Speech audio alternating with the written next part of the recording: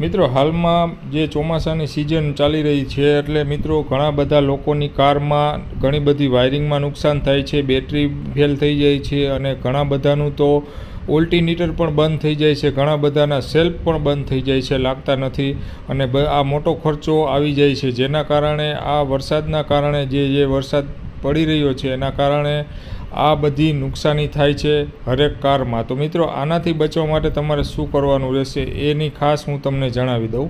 તો મિત્રો સૌથી પ્રથમ તો તમારે જે તમારી કારનો ઉપયોગ ન હોય તો મિત્રો ઉપયોગ વગરની કાર એમનેમ પડેલી હોય તો મિત્રો તમે સૌથી પ્રથમ તો એનું બોનટ ખોલીને બેટરીના બંને છેડા કાઢીને રાખી દો, જેથી કરીને તમને આ નુકસાનીનો સામનો નહીં કરવો પડે। તો બેટરીના બંને છેડા જ્યારે તમારે બહાર જવાનું હોય ત્યારે જ તમે યુઝ કરો, બાકી કાઢીને રાખી દો એટલે તમારે નુકસાની નહીં થાય। આવા નવા વિડીયો જોવા માટે અમારી ચેનલને લાઇક કરો, શેર કરો, સબસ્ક્રાઈબ કરો।